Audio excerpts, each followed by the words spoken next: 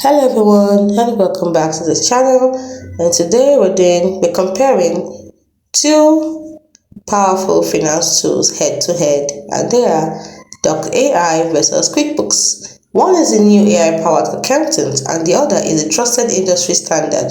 Let's find out which one works best for you. Let's start with your main focus. Doc AI has AI-powered bookkeeping and real-time insights, while QuickBooks is a traditional accounting and bookkeeping software. When you look at their AI capabilities, Doc AI automates reconciliation, categorization, and forecasting, while QuickBooks has limited AI but more manual setup.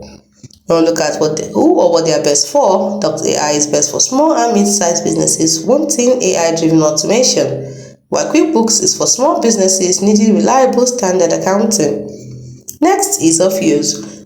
Doc AI has modern AI dashboard and fast automation, while QuickBooks has familiar interface, wide adaptation, and easy-to-find accountants. Lastly, pricing. Doc AI has a premium plan and AI for selection, while QuickBooks has more affordable pricing and multiple tiers to choose from.